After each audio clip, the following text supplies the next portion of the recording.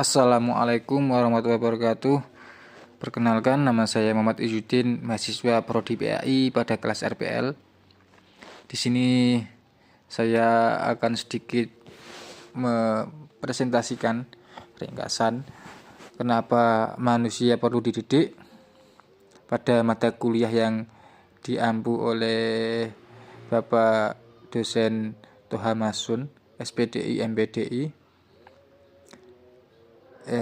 Sebelumnya minta maaf kalau nanti kurang jelas yang saya sampaikan. Terima kasih. Selanjutnya, manusia adalah makhluk ciptaan Tuhan yang dibekali dengan akal pikiran. Manusia merupakan ciptaan Tuhan yang Maha Esa yang memiliki derajat paling tinggi di antara ciptaan yang lain. Hal yang paling penting dalam membedakan manusia dengan makhluk lainnya adalah bahwa manusia dilengkapi dengan akal, pikiran, perasaan, dan keyakinan untuk mempertinggi kualitas hidupnya di dunia. Manusia dididik dan mendidik dirinya agar terbentuk kemampuan untuk menjaga kelangsungan hidupnya secara terus-menerus. Potensi didik mendidik itulah yang membedakan manusia dengan makhluk lainnya. Kemajuan teknologi yang semakin cepat membuat manusia dituntut untuk memperoleh pendidikan yang lebih agar tidak tertinggal dengan individu lainnya. Salah satu contohnya adalah perkembangan ilmu pengetahuan dan teknologi yang telah membawa perubahan di hampir semua aspek kehidupan. Menurut pandangan luas, pendidikan adalah segala jenis pengalaman kehidupan yang mendorong timbulnya minat belajar untuk mengetahui dan kemudian bisa mengerjakan sesuatu hal yang telah diketahui. Tujuan pendidikan ialah perubahan yang diharapkan pada subjek didik setelah mengalami proses pendidikan baik tingkah laku individu maupun kehidupan masyarakat dari alam sekitarnya dimanapun individu itu hidup. Dengan adanya pendidikan, dengan adanya pendidikan, diharapkan setiap individu mengalami perubahan cara berpikir maupun tingkah lakunya. Di satu sisi, perubahan itu bermanfaat bagi kehidupan manusia, namun di sisi lain, perubahan tersebut juga membawa manusia ke dalam era persaingan global yang semakin erat. Oleh karena itu, peningkatan kualitas sumber daya manusia (SDM) merupakan kenyataan yang harus dilakukan secara terencana, terarah, intensif, dan efisien dalam proses pembangunan. Pendidikan di sini tidak hanya diperoleh dari sekolah saja, tetapi juga dapat diperoleh dari lingkungan, keluarga, maupun masyarakat. Kata pendidik bagi masyarakat awam atau pembaca umumnya langsung mengaitkan dengan masalah sekolah dalam arti pertemuan guru dan murid. Pendidikan memiliki peran penting dalam meningkatkan mutu pendidikan nasional. Melalui pendidikan yang profesional dapat menciptakan generasi bangsa yang kreatif dan inovatif. Guru mempunyai peran semakin berat dari masa ke masa seiring dengan perkembangan ilmu pengetahuan dan teknologi. Sebagai komponen utama dunia pendidikan, guru dituntut untuk mampu mengimbangi bahkan melampaui perkembangan ilmu pengetahuan dan teknologi yang berkembang dalam masyarakat. Tujuan pendidikan adalah terwujudnya manusia yang ideal atau manusia yang dicita-citakan sesuai nilai-nilai dan norma-norma yang dianut. Contoh, manusia yang ideal yang menjadi tujuan pendidikan tersebut antara lain manusia yang beriman dan bertakwa kepada Tuhan Yang Maha Esa, berakhlak mulia, sehat, cerdas, terampil, dan seterusnya. Sebab pendidikan itu bersifat normatif dan mesti dapat dipertanggungjawabkan. Mengingat hal di atas, pendidikan tidak boleh dilaksanakan secara sembarang, melainkan harus dilaksanakan secara bijaksana. Maksudnya, pendidikan harus dilaksanakan secara disadari dengan mengacu kepada suatu landasan yang kokoh sehingga jelas tujuannya, tepat isi kurikulumnya serta efisien dan efektif cara-cara pelaksanaannya. Selanjutnya, pengertian hakikat. Manusia menurut bahasa, hakikat merupakan berarti kebenaran atau sesuatu yang sebenar-benarnya dari segala sesuatu. Dapat juga dikatakan bahwa hakikat itu adalah inti dari segala sesuatu atau yang menjadi jiwa sesuatu. Di kalangan dunia tasawuf, orang mencari hakikat dari jati diri manusia yang sebenarnya. Karena itu muncul kata-kata mencari sebenar-benarnya diri, atau sama dengan mencari hakikat jasad, hati, roh, nyawa, dan rahasia-rahasia lain. Jadi, hakikat manusia adalah kebenaran atas diri manusia itu sendiri sebagai makhluk yang diciptakan oleh Allah Subhanahu wa taala. Manusia adalah makhluk bertanya. Ia mempunyai hasrat untuk mengetahui segala sesuatu. Atas dorongan hasrat ingin tahunya, manusia tidak hanya bertanya tentang berbagai hal yang ada di luar dirinya, tetapi juga bertanya tentang dirinya sendiri. Dalam rentang dan waktu, manusia telah dan selalu berupaya mengetahui dirinya sendiri. Hakikat manusia dipelajari melalui berbagai pendekatan. Common sense, ilmiah, filosofi, religi, dan melalui berbagai sudut pandang biologi, sosiologi, antropobiologi, psikologi, politik. Dalam kehidupan yang real, manusia menunjukkan keragaman dalam berbagai hal, baik tampilan fisiknya, strata sosialnya, kebiasaannya, bahkan sebagaimana dikemukakan di atas. Pengetahuan tentang manusia pun bersifat ragam sesuai pendekatan dan sudut pandang dalam melakukan studinya. Selanjutnya, manusia sebagai makhluk yang perlu dididik. Pendidikan sebagai pewarisan dan pengembangan budaya serta ilmu pengetahuan dan teknologi. Pendidikan memerlukan SDM, sumber daya manusia yang berkualitas untuk melaksanakan perannya dalam melayani kebutuhan pendidikan masyarakat. Pendidikan adalah proses mengubah sikap dan perilaku seseorang atau kelompok dalam usaha mendewasakan manusia melalui pengajaran dan pelatihan. Jadi dalam hal ini pendidikan adalah proses atau perbuatan mendidik. Makna pendidikan dapat dilihat dalam pengertian secara khusus dan pengertian secara luas. Dalam arti khusus, Langford, pakar pendidikan, mengemukakan bahwa pendidikan adalah bimbingan yang diberikan oleh orang dewasa kepada anak yang belum dewasa untuk mencapai kedewasaannya. Pendidikan pada hakikatnya memiliki tujuan, yakni membantu manusia untuk menjadi cerdas dan pintar, dan membantu manusia untuk menjadi manusia yang baik. Untuk mencapai tujuan pendidikan memerlukan berbagai alat dan metode. Alat-alat pendidikan lebih konkret dan lebih jelas pengaruhnya pada proses pelaksanaan pendidikan. Manusia adalah makhluk ciptaan Tuhan yang dibekali dengan akal dan pikiran. Manusia merupakan makhluk yang dapat dididik, memungkinkan untuk memperoleh pendidikan. Manusia merupakan makhluk yang perlu dididik karena manusia lahir dalam keadaan tidak berdaya, lahir tidak langsung dewasa. Pada hakikatnya, manusia itu adalah animal educable, binatang yang dapat dididik. Animal educandum, binatang yang harus dididik. Dan Homo educandus, makhluk yang dapat mendidik. Menurut Langford, seorang ahli pendidikan yang mengatakan bahwa manusia sebagai animal educable artinya pada hakikatnya manusia adalah makhluk yang dapat dididik. Di samping itu, manusia juga bisa disebut makhluk sebagai animal educandum, yang artinya manusia pada hakikatnya adalah makhluk yang harus atau perlu dididik, serta Homo educandus yang bermakna bahwa manusia merupakan makhluk yang bukan hanya harus dan dapat dididik, tapi juga harus dapat mendidik.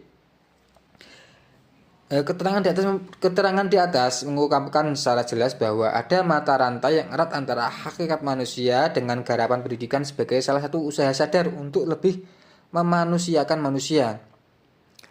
Garapan pendidikan merupakan sesuatu yang mutlak bagi manusia. Dalam Al-Quran juga disebutkan bahwa tugas kekhalifahan manusia menyangkut tugas-tugas antara lain menuntut ilmu. Di dalam surat An-Nahl juz 16 ayat 43, manusia sebagai makhluk yang harus atau dapat dididik. Di surat Al-Baqarah juga juz 2 ayat 31, di Al-Quran juga di surat Al-Imran ayat 147 juz 3. Dari hakikat yang dijelaskan bahwa pendidikan itu merupakan keharusan mutlak bagi manusia. Perkembangan manusia dipengaruhi oleh faktor dari dalam dirinya dan faktor dari luar. Faktor dari dalam meliputi semua potensi yang dibawa sejak lahir. Potensi ini tetap terpendam apabila tidak dikembangkan melalui pendidikan. Ini pun juga tergantung dari kemauan. Jadi pendidikan fungsinya untuk mengaktualisasikan potensi-potensi tersebut. Faktor dari luar yang dapat mempengaruhi perkembangan manusia yaitu lingkungan alam. Artinya lingkungan anak dengan anak-anak dengan orang dewasa dengan orang-orang dewasa yang saling berinteraksi. Lingkungan budaya berupa sopan santun, TV, majalah, serta lingkungan secara geografisnya. Namun karena perkembangan iptek, ilmu pengetahuan dan teknologi, pengaruh lingkungan alam dapat diatasi. Manusia adalah subjek pendidikan dan sekaligus pula sebagai objek pendidikan. Sebagai subjek pendidikan, manusia bertanggung jawab dalam menyelenggarakan pendidikan secara moral berkewajiban atas perkembangan pribadi anak-anak mereka. Generasi penerus manusia dewasa yang berfungsi sebagai pendidik bertanggung jawab untuk melaksanakan misi pendidikan sesuai dengan tujuan dan nilai-nilai yang dikehendaki manusia tempat pendidikan berlangsung. Sebagai objek pendidikan, manusia merupakan sasaran pembinaan dalam melaksanakan pendidikan yang khusus pada hakikatnya memiliki pribadi yang sama seperti manusia dewasa, namun karena kodratnya belum berkembang, khususnya anak-anak. Proses pendidikan merupakan interaksi pluralistis antara manusia dengan manusia, dengan lingkungan alamiah, sosial, dan kultural akan sangat ditentukan oleh aspek manusianya. Kedudukan manusia sebagai subjek dalam masyarakat dan di alam semesta ini memiliki tanggung jawab besar dan mengemban amanat untuk membina dan mengembangkan manusia sesamanya. Memelihara lingkungan hidup bersama merupakan tanggung jawabnya atas martabat kemanusiaan. Ada beberapa alasan yang menjadi dasar mengapa manusia perlu dididik dan memperoleh pendidikan, yaitu manusia dilahirkan dalam keadaan tidak berdaya. Manusia begitu lahir ke dunia perlu mendapatkan uluran orang lain untuk dapat melangsungkan hidup dan kehidupannya. Yang kedua, manusia lahir tidak langsung dewasa. Untuk sampai pada kedewasaan yang merupakan tujuan pendidikan, dalam arti khusus memerlukan waktu lama. Bagi manusia primitif, proses pencapaian kedewasaan tersebut akan lebih pendek dibandingkan manusia modern. Manusia primitif cukup dengan mencapai kedewasaan secara konvensional, di mana apabila seseorang sudah memiliki keterampilan untuk hidup, khususnya untuk hidup berkeluarga, seperti dapat berburu, dapat bercocok tanam, mengenal norma-norma hidup masyarakat, sudah dapat dikatakan dewasa. Dilihat dari segi usianya, misalnya usia 12-15 tahun. Pada masyarakat primitif sudah melangsungkan hidup berkeluarga. Yang ketiga, manusia pada hakikatnya adalah makhluk sosial yang tidak dapat hidup tanpa berinteraksi dengan manusia lain. Selain itu, manusia tidak akan berperilaku manusia seandainya tidak hidup bersama dengan manusia lainnya. Lain halnya dengan hewan, dimanapun hewan dibesarkan akan tetap memiliki perilaku hewan. Seekor kucing yang dibesarkan dalam lingkungan anjing akan tetap berperilaku kucing, tidak akan berperilaku anjing, karena setiap jenis hewan sudah dilengkapi dengan insting tertentu yang pasti dan seragam. Yang berbeda antara jenis hewan yang satu dengan yang lainnya. Sebagaimana lazimnya, manusia dengan hewan memiliki persamaan dalam struktur fisik dan perlakuan secara fisik. Manusia dengan hewan, khususnya hewan menyusui dan bertulang belakang, memiliki perlengkapan tubuh yang secara prinsipil tidak ada perbedaan. Perilaku hewan seluruhnya didasarkan atas insting, misalnya insting lapar, insting mempertahankan diri, dan sebagainya. Begitu pula pada prinsipnya, manusia memiliki perilaku yang didasarkan atas insting. Insting pada hewan berlaku selama hidupnya. Sedangkan pada manusia, peranan insting akan diganti oleh kemampuan akal budinya yang sama sekali tidak dimiliki oleh hewan. Pendidikan hanya akan menyentuh perilaku manusia yang memiliki ciri-ciri tersebut. Memiliki ciri-ciri sebagai: 1. Manusia memiliki kesadaran untuk menguasai hawa nafsunya. Yang kedua, manusia memiliki kesadaran intelektual dan seni. Manusia dapat mengembangkan ilmu pengetahuan dan teknologi, sehingga menjadikan ia sebagai makhluk berbudaya. Manusia memiliki kesadaran hidup. Manusia dapat menyadari sifat-sifat yang ada pada dirinya, dalam arti manusia dapat mengadakan introspeksi. Yang keempat, manusia adalah makhluk sosial. Ia membutuhkan orang lain untuk hidup bersama-sama, berorganisasi, dan bernegara. Yang kelima, manusia memiliki bahasa simbolis baik secara tulisan, tertulis maupun lisan. Manusia dapat menyadari nilai-nilai etika maupun estetika. Manusia dapat berbuat sesuai dengan nilai-nilai tersebut. Manusia memiliki perasaan atau hati nurani. Disimpulkan bahwa pendidikan perlu karena manusia lahir tidak berdaya, tidak langsung bisa bangun dan berjalan sendiri seperti sapi atau hewan lain. Oleh karena itu, manusia memerlukan pendidikan dididik agar mampu bertahan hidup dan menjalani proses kehidupannya. Selanjutnya, manusia sebagai makhluk yang dapat dididik. Manusia belum selesai menjadi manusia, ia dibebani keharusan untuk menjadi manusia, tetapi ia tidak dengan sendirinya menjadi manusia. Untuk menjadi manusia, ia perlu dididik.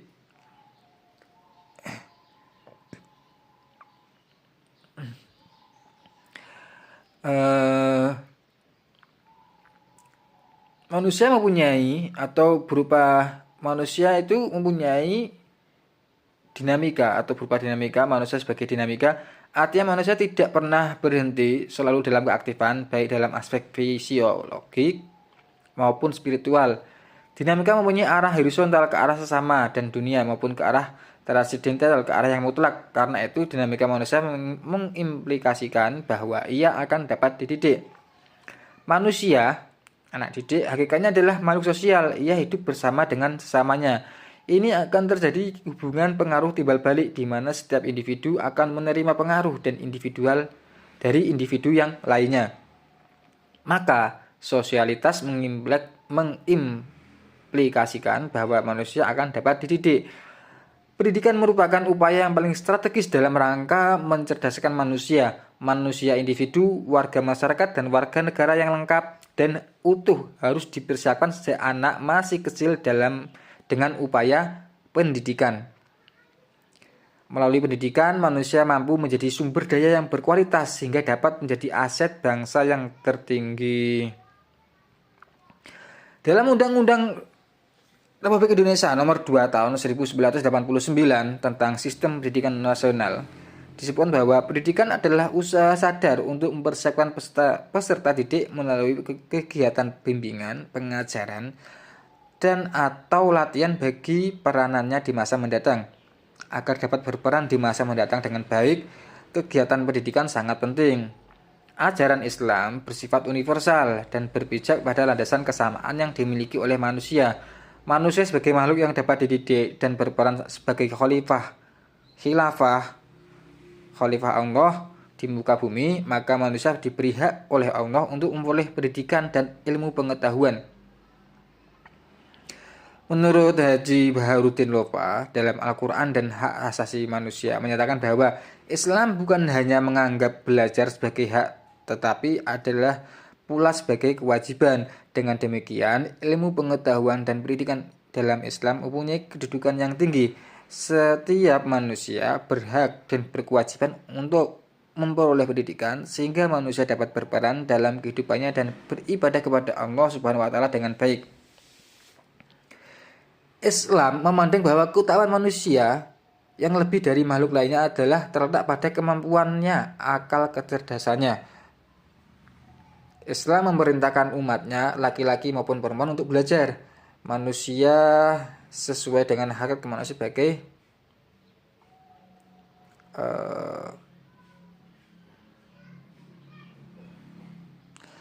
Islam memerintahkan umatnya, laki-laki maupun perempuan, untuk belajar. Manusia sesuai dengan hakikat kemanusiaannya sebagai makhluk homo educandum, dalam arti manusia sebagai makhluk yang dapat dididik. Karena itu proses belajar bersifat manusiawi. Menurut Zuhairini dalam buku yang berjudul Filsafat Pendidikan Islam menyatakan bahwa manusia sebagai makhluk yang dapat dididik dapat dipahami dari firman Allah Subhanahu wa taala surat Al-Baqarah ayat 31 yang artinya, dan Tuhan mengajarkan kepada Adam atas nama-nama segalanya. Dan dalam surat Al-Alaq ayat 1-5 yang artinya Bacalah dengan nama Tuhan yang menciptakan manusia dari segumpal darah. Bacalah dan Tuhanmu lah yang maha mulia, yang mengajarkan manusia dengan pena, yang mengajarkan manusia kepada apa-apa yang tidak diketahuinya.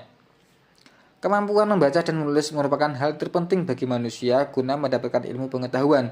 Manusia dengan ilmu pengetahuan akan mendapat kedudukan atau derajat yang lebih tinggi manakala disertai dengan zikir kepada Allah Subhanahu wa taala. Rasulullah Muhammad SAW sebagai uswatun hasanah bagi umat Islam juga memerintahkan kepada umatnya agar senantiasa menuntut ilmu. Beliau telah menyamakan wanita dan pria dalam hal-hal yang bersifat kerohanian serta kewajiban-kewajiban keagamaan tanpa perbedaan dalam bidang ilmu pengetahuan. Kesimpulannya, pengertian hakikat manusia adalah seperangkat gagasan tentang sesuatu yang olehnya manusia memiliki karakteristik khas yang memiliki sesuatu martabat khusus. Kesimpulan kedua, manusia sebagai makhluk yang perlu dididik karena setelah lahir manusia, anak manusia perlu dididik untuk memahami hal-hal yang baru. Manusia perlu dididik agar dapat berjalan, berbicara, bersikap, dan bertindak demi kemaslahatan hidupnya. Pendidikan perlu karena manusia lahir tidak berdaya, tidak bisa langsung bangun dan berjalan sendiri tanpa bantuan orang lain, seperti berbeda dengan hewan.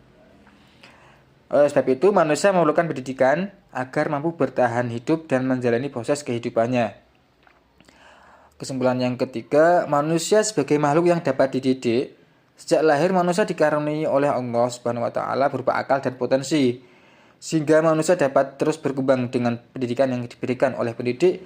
Manusia menjadi makhluk yang dapat dididik karena manusia dilengkapi dengan akal pikiran sehingga dapat membedakan mana yang benar dan salah. Sedangkan hewan melakukan segala sesuatu menggunakan insting, maka potensi yang dimiliki manusia dapat dikembangkan melalui pendidikan. Terima kasih. Apabila ada kesalahan, mohon maaf.